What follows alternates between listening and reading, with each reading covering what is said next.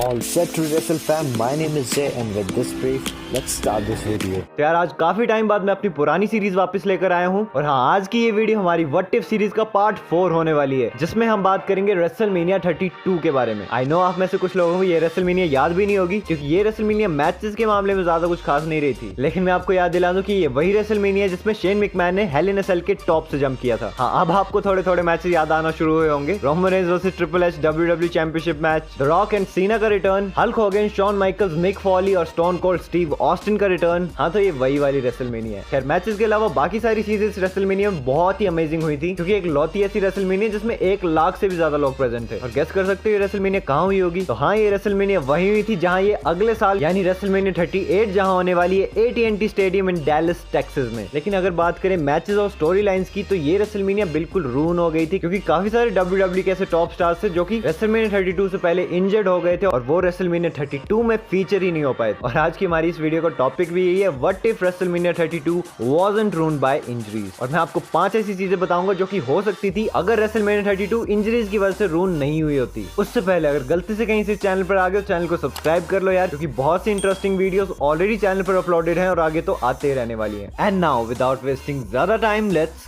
Get into this video. तो पहली चीज के बारे में हम बात करते हैं जो कि हो सकती थी the phenomenal one AJ Styles WWE debut. जैसा कि आप सबको पता है कि एजे स्टाइल्स का डेब्यू 2016 की रॉयल रंबल में बहुत ही आइकॉनिक तरह से हुआ था और उन्होंने क्रिस जेरिको के अगेंस्ट अपना पहला रेसलमेनिया मैच लड़ा था। खैर जो सारी इंजरीज रेसलमेनिया 32 से पहले हुई थी अगर वो नहीं हुई होती तो एजे स्टाइल्स को रेसलमेनिया 32 का पार्ट बनने का मौका मिलता ही नहीं, because initially Chris Jericho Dean Ambrose को फेस करने वाले थे रेसलमेनिया 32 में, लेकिन सेथ रॉलिंस की इंजरी की वजह से एम्ब्रोज रेसलमेनिया 32 में ब्रॉक लेसनर के अगेंस्ट लड़े थे और इस वजह से एजे स्टाइल्स को मौका मिला रेसलमेनिया 32 में अपना पहला मैच लड़ने के लिए। नहीं तो अगर मैं आपको ओरिजिनल प्लान्स बताऊं तो एजे स्टाइल्स ओरिजिनली प्लान थे कि वो रॉ आफ्टर रेसलमेनिया में अपना WWE डेब्यू करेंगे। Now coming to the thing on number 4, Shane McMahon return. तो ये तो मैंने आपको बता ही दिया कि Shane McMahon versus the Undertaker का मैच भी हुआ था रेसलमेनिया 32 में, क्योंकि जो इंजरीज पे इंजरीज होती जा रही थी WWE में रेसलमेनिया से पहले, विंस मैकमैन इस वजह से बहुत पैनिक कर रहे थे कि किसे रेसलमेनिया में अंडरटेकर का ओपोनेंट डाला जाए। और द अंडरटेकर के लिए अगर एक ओपोनेंट चाहिए वो भी रेसलमेनिया जैसे स्टेज पे, तो नाम तो कोई बड़ा ही होना चाहिए था। इसलिए विंस मैकमैन ने अपने बेटे शेन मैकमैन से एक फेवर मांगा और उन्हें बनाया अंडरटेकर का ओपोनेंट रेसलमेनिया 32 में। और इससे हुआ क्या कि एक बड़ा रिटर्निंग नाम भी आ गया। फैंस ने शेन मैकमैन के रिटर्न पे बहुत लाउड पॉप भी किया था और उस मैच में उनका हेल इन अ सेल के टॉप से जंप करना कोई नहीं भूल सकता। ओके अब चलते हैं हम नेक्स्ट थिंग के ऊपर जो कि हो सकती थी Seth Rollins faces triple H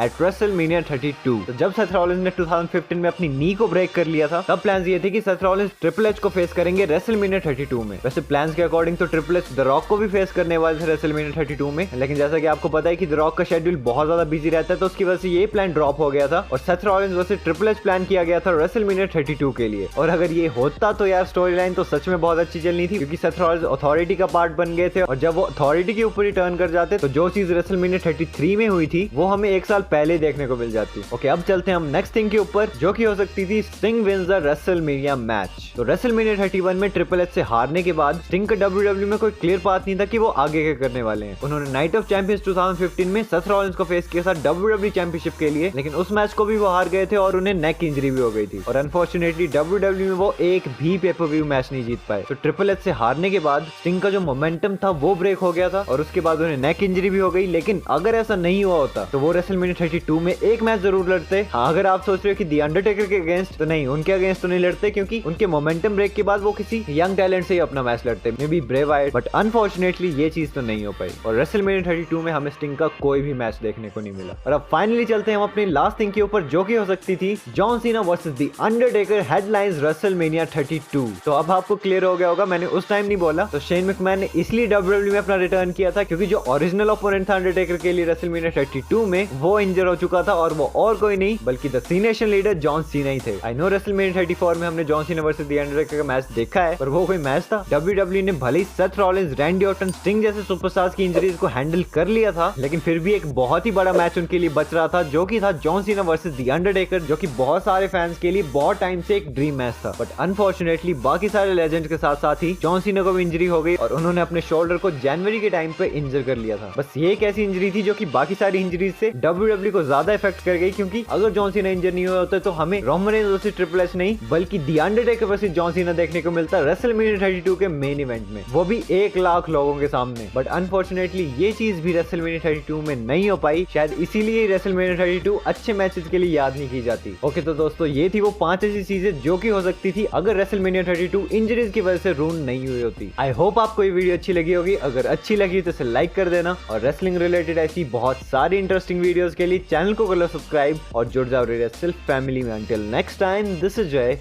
logging out.